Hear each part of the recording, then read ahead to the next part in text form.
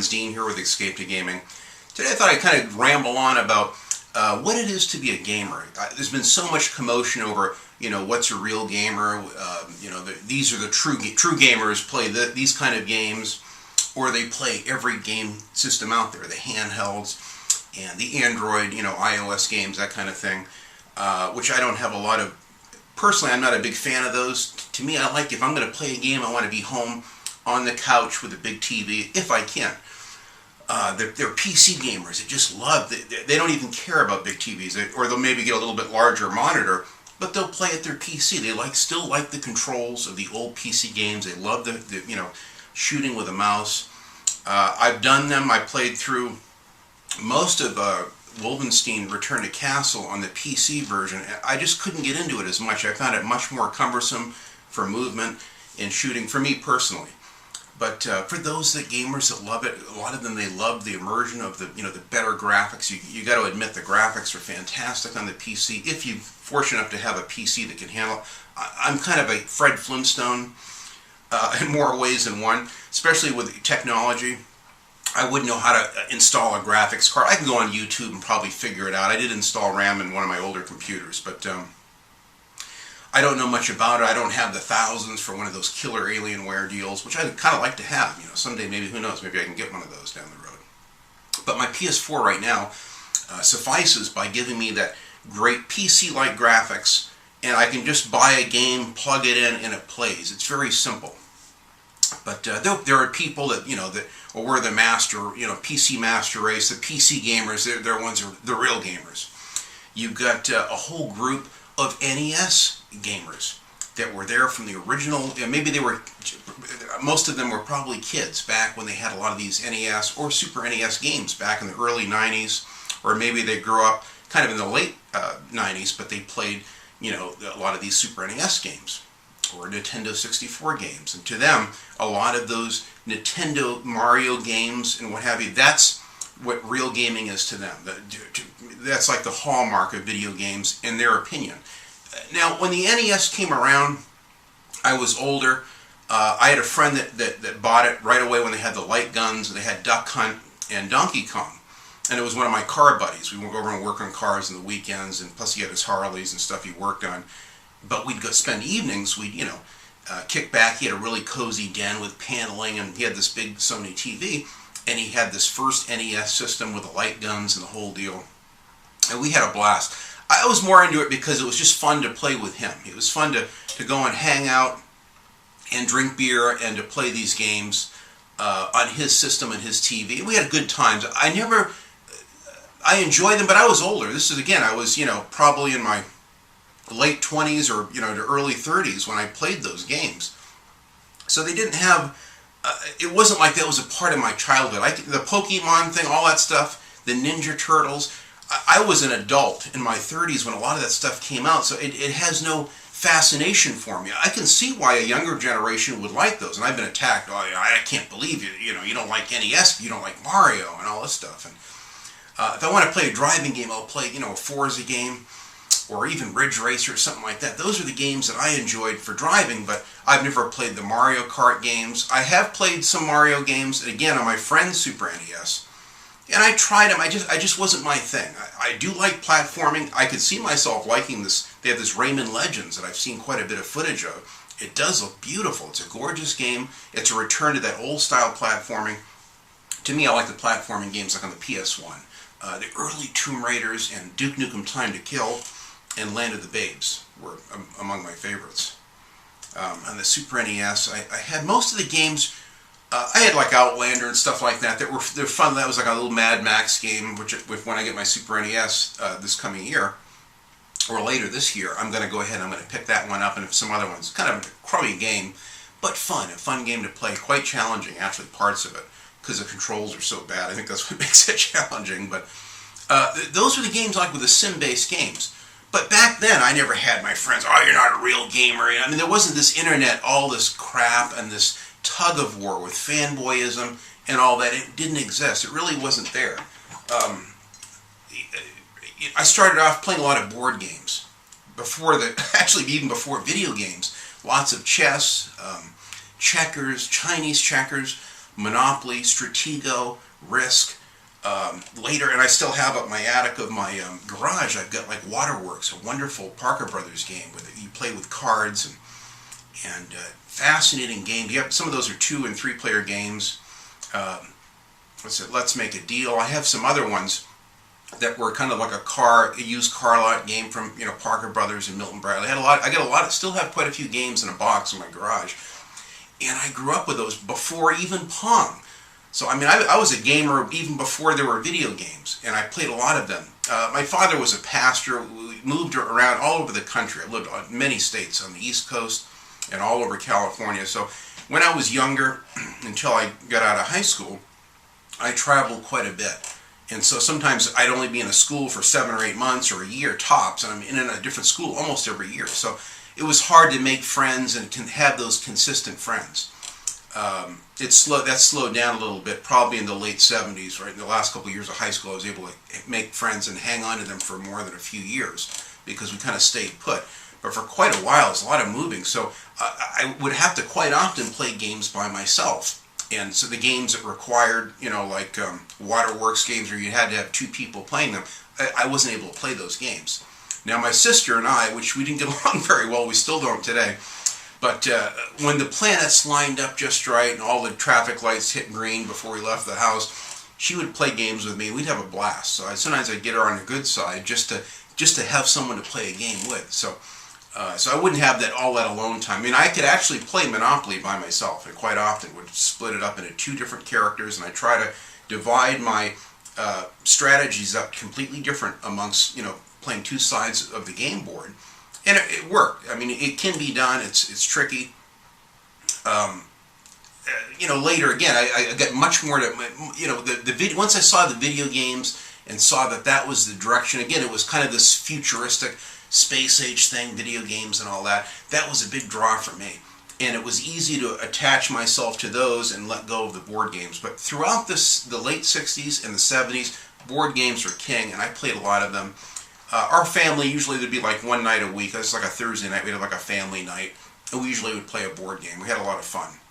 We'd play, Life, or Payday was one we used to play. I had the Magnificent Race, a lot of these really cool games that we played back in probably the mid to late 70s. There was a couple years in a row there where we had kind of a consistent gameplay night with family, and I loved that. That gaming has always been a big part of my life. I get a kick out of it now when I see a lot of current gamers. It's like they've done everything, and they're just now discovering board games. It's like this cool hip thing, the board games. The hipsters like them, a lot of them. But they're cool. I'm just happy to see that there's another facet of gaming that people can identify with and have fun with. You don't have to have state-of-the-art graphics and the latest wazoo stuff to have a good time with games. I think that as I got older, again, long before the internet, I never knew whether the games were good or bad. You bought a game, you took a chance, and that's why sometimes I'd sit in a store I've kind of jokingly said in one of my other rants, I'd be sitting there for half an hour with a game, reading the back of it, and felt pressured that I had to make a decision with the manager waiting over my shoulder if I didn't get kicked out of the place. And I'd sit there and I'd read, and sometimes I'd be stuck between 2 games, and I'd look between 2 games and reading the back of them, and because I had, it was, $40 for a game. Some of them were $50, even for those Commodore 64 games. That'd be like paying $120 today for a game with inflation. And so that was a lot of money. And I mean, I worked all week to buy that game, so I had only I had to make it count. And there was no return policy. You can't take it to GameStop and get your money back. You were stuck with it. So you're sitting there and you felt like, oh my God, I mean, if I'm taking a jump off a cliff. If I buy this and it sucks, that's it. I'm stuck with it. And you were stuck with it. There was no eBay. There's no Amazon. You could sell it at a yard sale for 2 cents on the dollar, but you got lost. I had one friend in particular that was pretty open-minded about games that I didn't like, and quite often I would just give them to him. Sometimes he'd have a game that I'd like and we'd trade. Other times I'd just say, here dude, just take it. I can't handle it. And I just threw my money away. It's almost like buying a lotto ticket. Today there's like no risk. You can go online, see everything about it, all that. But that's what gaming was in the old days. That's one of the things that I liked about it, was that it's you could really it almost made the game, maybe it's the investment of the risk, the fear of God, it's a lot of money, you know. Just imagine today, you had to put, people want, oh, the new Tomb Raider is $60. Imagine putting $120 on down in a game. That's a lot of money, like double what you're paying today. And with the inflation, it was like that. If you go back to the late 80s to right around 1990, a brand new Camaro you could get loaded for probably 16 to 17,000. That same loaded Camaro today might be 38,000. I mean, substantially more. We're talking more than double. So people forget. Like, I had rents down in LA at the time when I had my Commodore 64. You could get a place down by the beach for $750, $740, $780 a month. Those same places today, $2,300 to $3,000 a month for that same apartment today, if you can even get it. Very, very expensive. So, I mean, the ratio is almost at least double. In some of the inflation, it's gone almost up 3 times as much. So there was something recently that they talked about consoles today with adjusted inflation. I found it way off. They were actually way too low. Oh, 3DO back then was $700. That would be like, you know, maybe $1,000 today. It'd be more at least double. You're talking probably, you know, $1,400, $1,500 that you'd have to pay today for a Panasonic 3DO if you had to go back and that money back then. So it's a tremendous amount of money. So getting back to the games, you buy a game and you're looking at it, I mean, you got this huge investment. It's a tremendous amount of money. You're going out on a limb, you're spending way more money than you can really afford. Now, I wasn't a kid living at home with a trust fund and getting my parents handing me allowances. I had all the yards to do. I had cleaning the pool tiles. I had to do the chores and taking the trash out, all this stuff.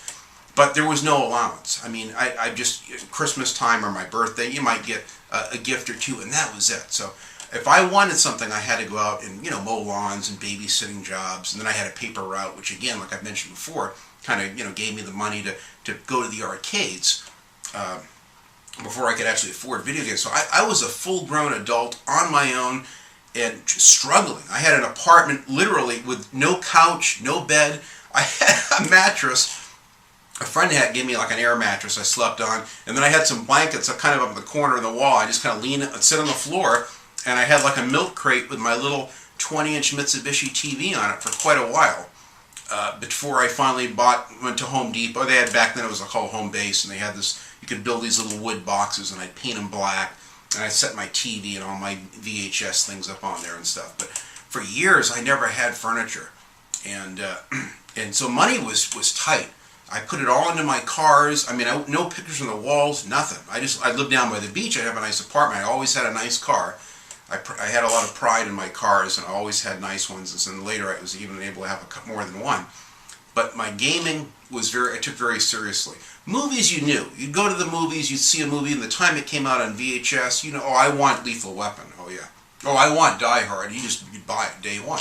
So there was like no risk. But with games, you didn't know. And the gaming magazines, if I went to the bookstores and sat for an hour or so and combed through the 1 or 2 game magazines there were, I usually look at photography magazines and art and graphic design magazines, and I'd also look at gaming magazines. When I was fortunate enough to have one of those, oh hi Minnie, how you doing, bud? When I was fortunate enough to have one of those, it was great. They might tell you about a new game, and so every 4 or 5 months I might be privy to one of these magazines and would know what was coming, and oh good, that looks like a good game. But most of them, and I mean like 90% of them, I had no idea. So it was a big risk, and I think that maybe that's part of the enjoyment of why I get so much out of those games, because it cost me so much. Imagine spending $120 a game with no way to sell it, no way to get rid of it. You're stuck with it. It's staring at you on the shelf, and there's nothing else you can do with it. Just imagine. Here's Vinny. He's going nuts on my... I'm going to have to put him in his room. He starts messing with the tripod. Here, bud. Sorry about that. Vinny gets out of control. Sometimes he starts rubbing up against the tripod, moving it around, and so I got to put him in his room. But I forgot. He was being good earlier, so I left him in there. But anyway, so games were a big risk. You went out and you bought them. You didn't know. You're stuck with it. So imagine going out and paying $120 or so today for a game with no way to get rid of it. If you don't like it, there's no trade-in policy. Oh, with your rewards points, you can get the X amount for the game. There wasn't any of that. You were stuck with it. So maybe, and that's part of maybe why the games were so enjoyable, because you went out on a limb and stuck your neck out with a big investment. So you were determined to see how much fun you could have with it. But a lot of them I bought, probably a third of them I just could not stand. I didn't like them. I would still push forward and try to finish the game and beat it. Back then the games were a little bit tougher. There was no hand holding, no tutorials, no internet to go to. They didn't have the little facts things, which for years I've gone to. Some of the games that you can't get strategy guides, I like to go and just read the facts. Go through this level, you go down this hallway, make a right, watch out for the 2 demons here, or whatever. I like those, and there are times where I get stuck on a level, I can't figure it out. It's nice to go to the internet and check that stuff out. That's why I love strategy guides. I got so many of them here. I got a whole pile of them down here, for Splinter Cell and Battlefield 2 and Twisted Metal and Lost Planet 3. I got down here and a million others. It's nice to have the strategy guide to see through. Some people don't like that. They think that's cheating. To me, I'm not a cheat code person. Like Grand Theft Auto 3 is the only game I've ever played and put in cheat codes. After I beat the game twice, I discovered they had cheat codes, and I entered the riot code. So everyone was like rioting on the streets. It was a riot. It really was a lot of fun. But then I accidentally saved it with the riot code, and I couldn't undo the code. And it screwed my whole game up. And I put a bad taste in my mouth with cheat codes. I've never used them since. So some people go on and get like Grand Theft Auto 5 immediately. That's all I care about, just dropping a tank on top of a building or whatever it is. And they just like doing the cheat codes. To me, it's not how I like to play them. But I don't criticize people for that. If they want to do that, that's fine. If they're having fun with the game online or whatever, that's fine. I never really was much into, multiplayer and all that early on. Again, the NES thing, I was really an adult when a lot of that stuff was popular amongst kids. So there are a lot of people today that have a fond childhood playing all these NES games and what have you. I take nothing away from that. If you love the Ninja Turtles and Pokemon and all that stuff, and that was part of your, growing up, G.I. Joe or whatever, those are the cartoons that you grew up with. That was the Saturday mornings and the gaming and all that stuff that you like. That's great. I think it's nice that we're part of a group in society that we can all enjoy gaming from all different aspects. I'm not so hung up on the label, or true gamer is this, or true gamer plays every game. They play iOS, Android, they have handhelds, they get a Sony PlayStation Vita or a PS, what do they call them, PSP I guess, or the other handhelds that they had. I can't even remember what they are now. I've never owned one. I've never had a handheld system. To me, it's like I don't want to struggle with a little thing when I go in and play it on a big screen, on a 35-inch analog TV, which I used to have, or my 46-inch Samsung. I like to play it on a big screen. In fact, my wife and I were just going to Costco looking at these now. The TV prices have dropped. I mean, you can get a huge 60-inch TV for less money than what I got my 46-inch Samsung for.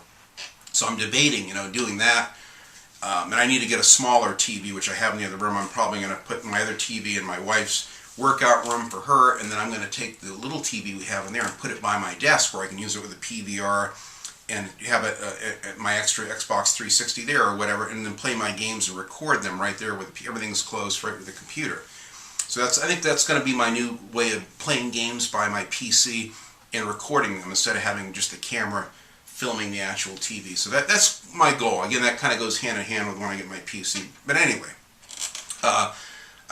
I think that the gaming, I've been under attack for, you don't finish the games, you don't, a real gamer, plays every game and will play it all night long. Well, I used to do that. There were many times where I could. Again, it was when I was younger, I was more self-centered. I spent more time, I'd come home, my wife would go nuts because she loved the games, and there'd be times where we'd play Road Rash or Twisted Metal, whether it was split screen or taking turns, and had a lot of fun. She enjoyed, I let her try to play my Duke Nukem Time to Kill. It was too confusing. It was like she didn't like all the different controls. She likes very simple, he loves driving games, like the original Need for Speed game on the PlayStation 1. It was also on the 3DO. She loved that.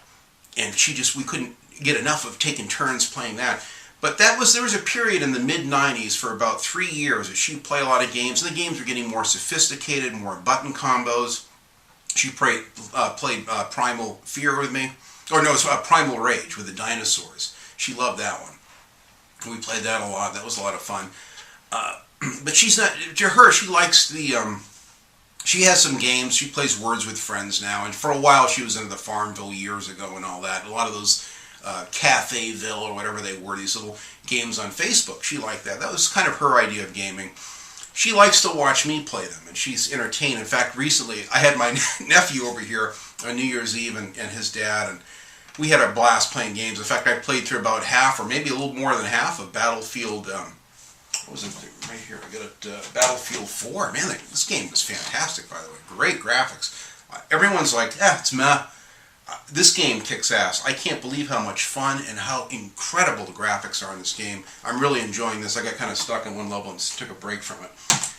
And some of those old video games that I played way back and really had a good time kind of reminiscing about that. And then my wife pulled out, which I didn't know, she pulled out her iPhone or Android or whatever. I don't even know much about these new smartphones, and she had been filming me playing games over the last year. She had like 3 different games. She's got videos. I didn't even know she was filming it. We have a big sectional, and I play right near the front part of the couch, and she was in the corner, and she'd see me getting pissed off and raging, kind of like Phil at DSP. So she'd film me playing the games, Sleeping Dogs in particular. There was a couple parts I got stuck on. I was really frustrated.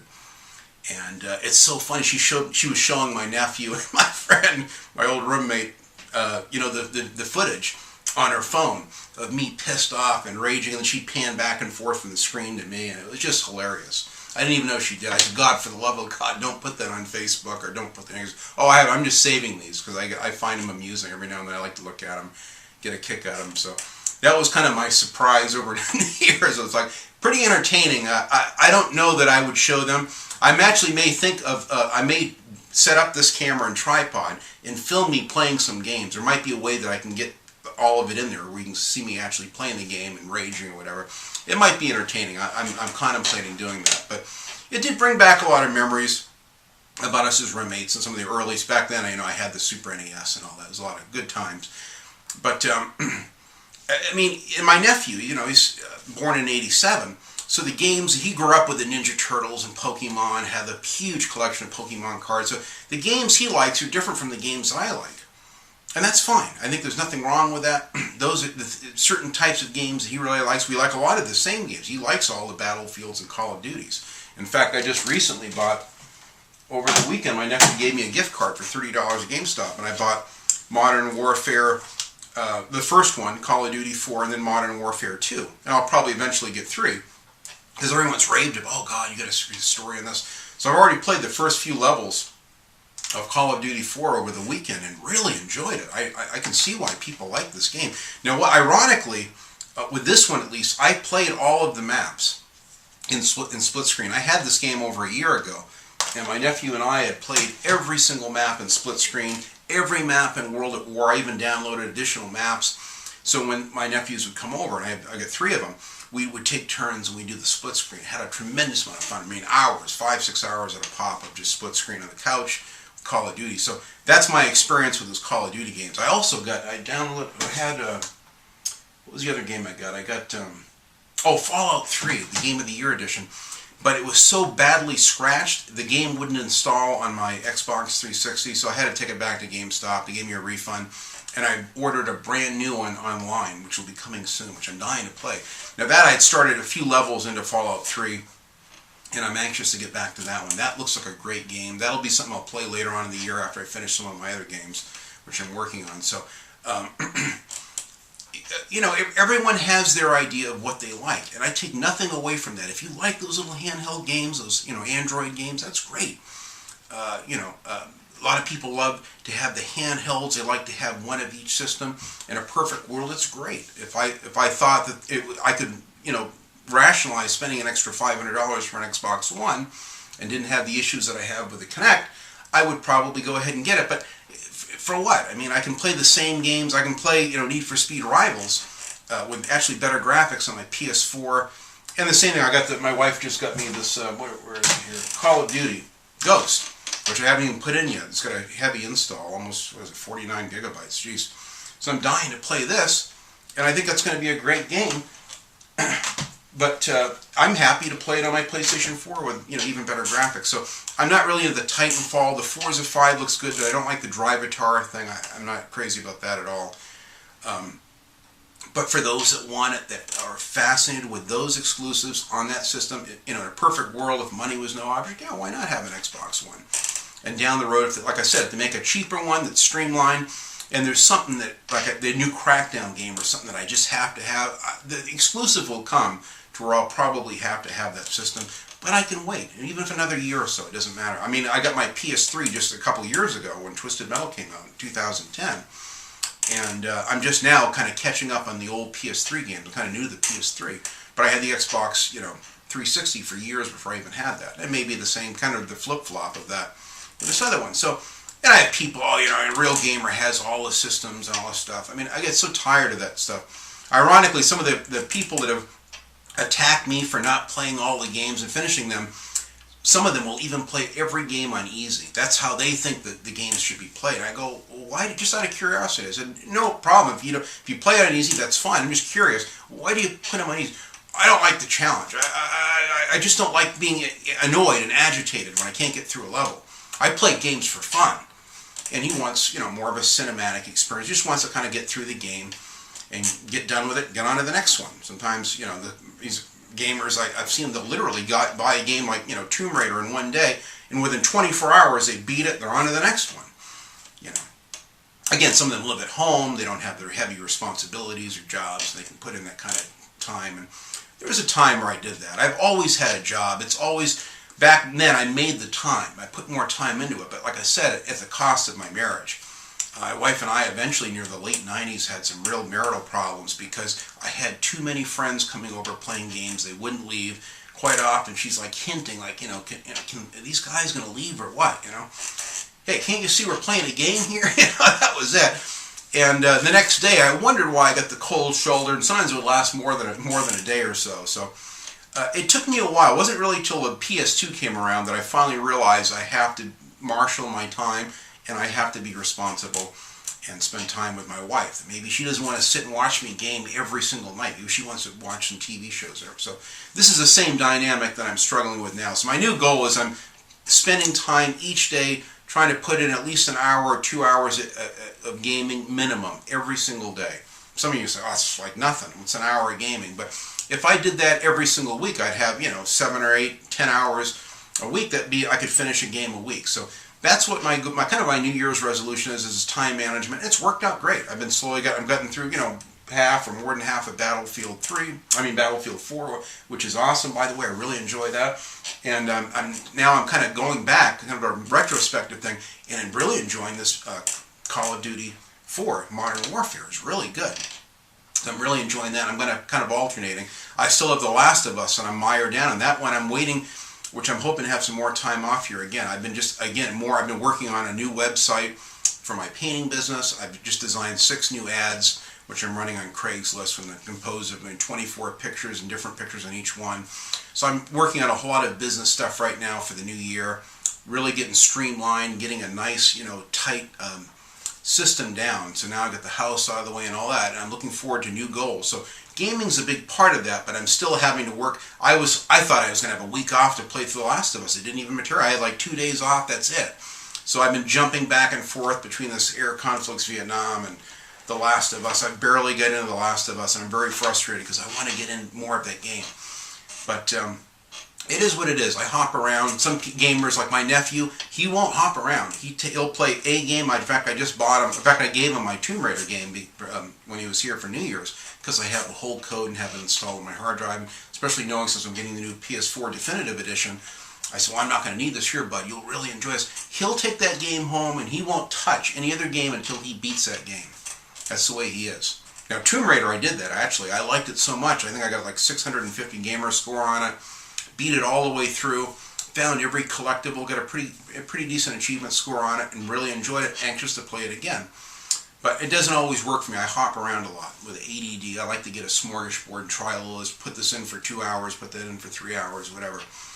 So, this whole thing about, what comprises a real gamer. A real gamer has all the systems and, a million games and everything. Some retro gamers, they have to have every system and just thousands of dollars worth of expensive, rare, eBay games and what have you. And that's great. I love to watch their games. I mean, I'll go and watch their YouTube channels and see their collection of games and see a little bit of their gameplay of games I always was curious about on the NES or Super NES. Or old Commodore and Amiga games I never had a chance to play. That's my new thing now. I'm really enjoying that at night, watching these retro channels. I get a big kick out of it. But I could never hope to own those, the full range of systems with just bookcases of all the games and all that. I'm happy with my game collection. It works for me. It's pretty good. Like I said, I'll probably get, a couple of these systems next year, the Panasonic 3DO and the old original Xbox and the Super NES, and I'll get a half a dozen games for each of those deals. I may start off with just a few, maybe just 3 games on each one, and then down the road I may slowly get a few more. But it's just more of a curiosity, kind of to go down memory lane and to have those actual systems with my favorite games. And maybe out of curiosity play some of the ones that I was, curious about playing that never had the funds or didn't even know that they were around before. So that to me is what being a gamer is. It's when it's not how big your gamer score is. Oh, my gamer score is 110,000. That's great. It's impressive when I see, and I have friends that have much higher gamer scores than me. I have 2 gamer scores just on my Xbox 360. Between the two of them, I might have 17, 18,000 with combined, because I initially started one profile. I didn't know when I went to Xbox Live, I thought I had to start a whole new profile instead of adding on the old one. So I actually had 2 profiles. So some of the games I have to go back to my other profile to finish playing those games where my save files are or whatever. But that's fine. I mean, I'll continue to grow, see that achievements grow a little bit more on it. But now that I'm not going to be getting the Xbox One, probably for quite a while, if at all, it doesn't really matter. The achievement thing, which I think is kind of neat. I see why people become achievement whores and go after those achievement points. I think that in and of itself is kind of a compelling way to challenge you to get through a game and try to drive the most out of it. So I like that aspect of it, and certainly see why people go after those trophies and achievements. But to me, that's not about being a gamer. You got to have that high gamer score. I saw your gamer score; it's really low. You call yourself a gamer. I get a lot of that, and that's fine. People are going to have their own opinions as to what a gamer is or isn't. A real gamer, plays these games. Real gamer, you have to play multiplayer too, not just single player. Well, that's fine. That's how you define it. But once you define someone with your judgments, you negate who that person is. And you've just locked into what you think that person is, and you're not open-minded. You become closed-minded. You're actually defining yourself as a person that needs to judge, rather than defining the person that you think that you're defining. You're really defining yourself as a judgmental person. So, I've seen the full gambit. The internet is a real eye-opener. You get a lot of, it's a freak show of people. On the surface, everyone's nice. On the surface, everyone's pleasant. You get to know them a little bit better. You see their psychotics, or that they're in their own world or whatever. And I just see it for what it is. And this person, that's what he thinks, and that's fine. If they're happy playing those types of games or whatever, that's fine. But when it spills onto your page or whatever with inappropriate comments, or I had a person that come on the other day, thumbs down on every video I do. He just put like 5 thumbs down on one video. So now I've changed my setting to where you can't see the thumbs ups and downs, because they aren't accurate. You're going to get one person putting thumbs down every video, and I have seen some of my friends that every single video they have multiple thumbs down. So that there's a troll in their life. They have a flea or a tick that they're scratching at, they just can't quite get rid of. So that's unfortunate. I've had to block maybe 2 people, I think, in the whole year or so that I've had my channel. They're just people that are agitated, that they think that this is what a real gamer is. You don't fit that profile. You call yourself a real gamer, so they have to say something obnoxious. And life is too short, and so are quite a few of them. So I just delete them and block, and you move on. So the internet is filled with opinion. It's filled with a range, and I like what it does right. The internet is great for reaching out to gamers worldwide. It's so cool that I have a couple new friends in England, and I love their charming attitude, the way they talk.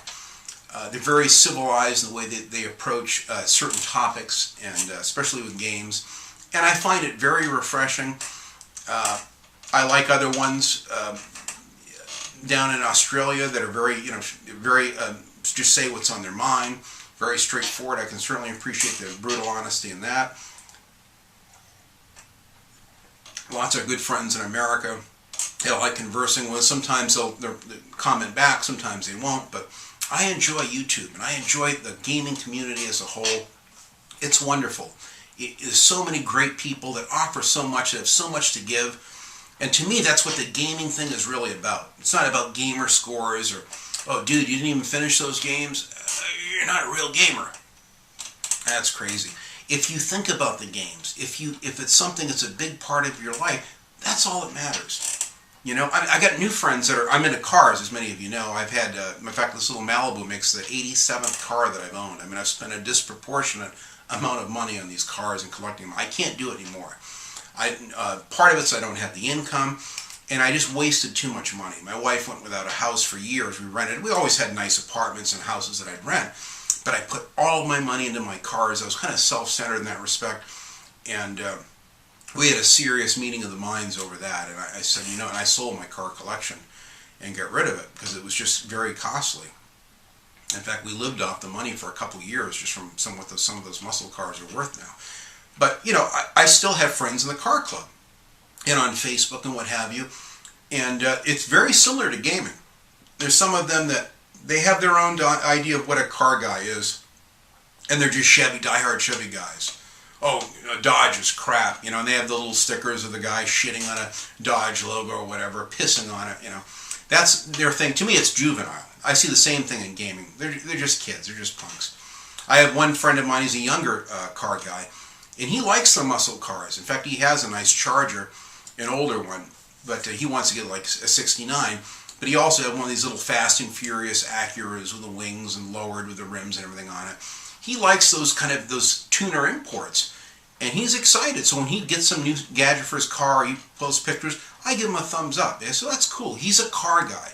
It doesn't have to be American muscle to be a car guy. It doesn't have to be a classic 65 Ford Mustang or an old Corvette to be a car enthusiast. I'm just happy to see people from all different walks of life that love cars. If you love cars, my wife loves cars too. And in fact, I had my 72 Vet. You know, that was her. I bought that, and she ended up using that as her driver, daily driver. And later, I bought her a really nice 91 Trans Am that she drove for work. It was kind of like her personal car. But even in the car clubs, you'd see the same division and name calling, and it would get out of control.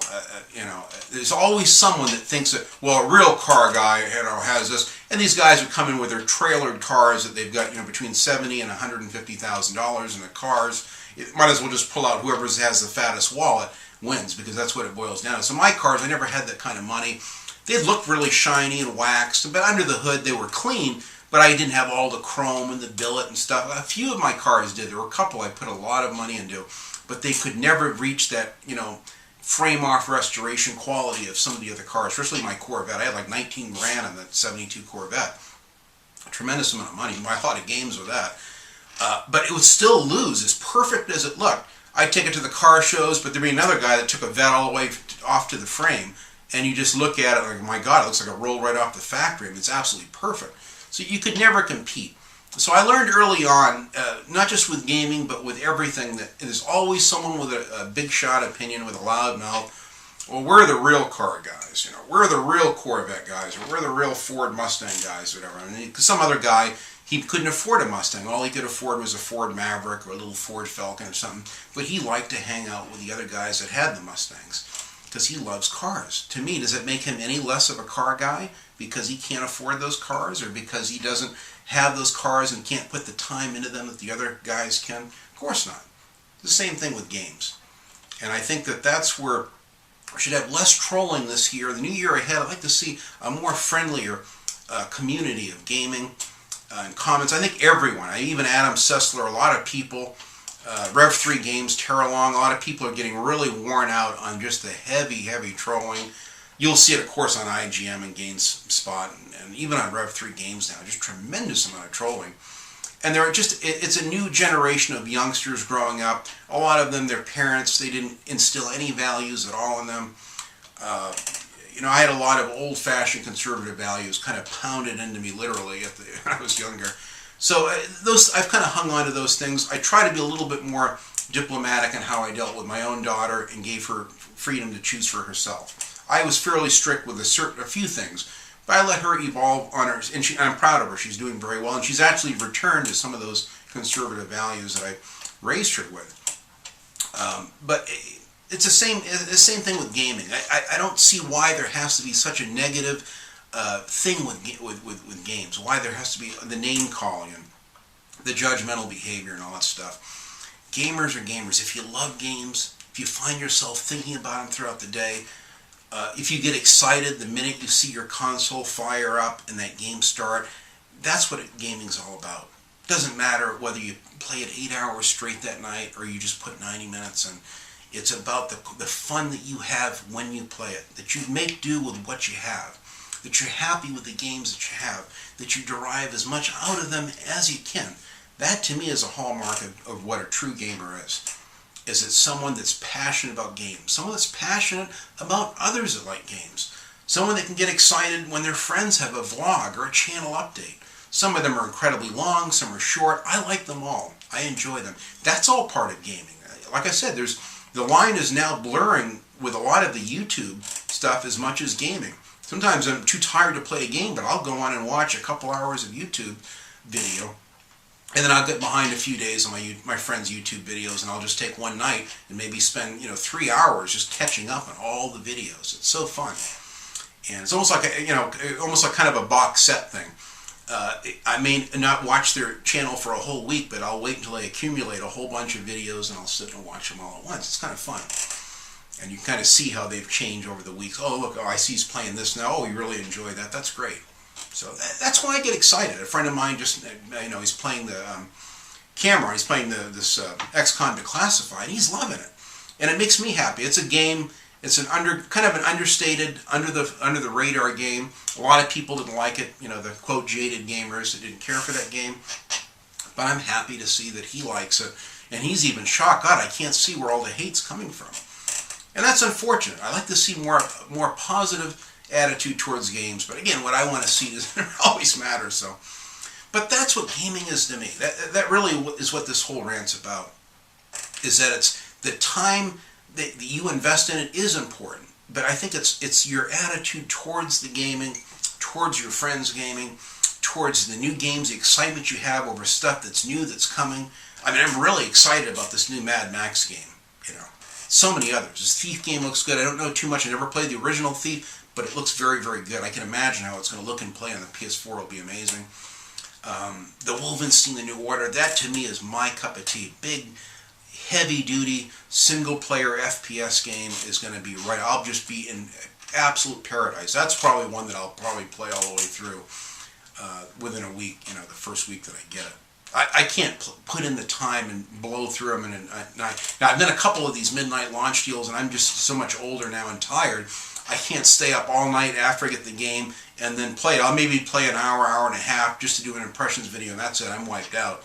I have to wait another 24 hours, get some sleep, come home from work the next day, and then maybe play another couple hours of it. So GTA 5 was an exception. I took a week off for that. It was a costly week, but I had a tremendous amount of fun, and I enjoyed that one. The games I find that I really, really like, that just captivate me and bite like a bulldog and don't let go, are the ones that I'll play all the way through, usually without interruption. And GTA 5 was no exception. Tomb Raider was one of those. XCOM Declassified was definitely one of those. So looking back, those obviously were the games I like the most. It becomes clear. If I have a hard time deciding, I just think, okay, well, what games did I play all the way through? What games did I play nonstop without interruption? That usually is my way of determining whether it was a good game or not. But anyway, that's my little rant on games. I've just seen so much, distraught people. This last year has been the worst year I've ever seen for trolling. It's sad to see it on my friends' YouTube channels, on my own channel. I understand it. These are just unhappy people that like to project their misery for themselves and their low self-esteem onto others, and I think that's sad. So the beauty is you can just block them and delete them, and life goes on. It's a beautiful thing. So thanks for watching, guys. I hope you got something derived a little bit out of this. Gaming is a special thing. It should be something that we all look forward to and something we get the most out of. And if we can just share the good times in that and share our experiences in gaming and how much fun we're having, whether it's an old retro game or if it's something newer, I think that's what it's all about. That's really, at the end of the day, that's all that matters. So that's why I say at the end of every episode, and I'll say it again, enjoy your games. And thanks for watching.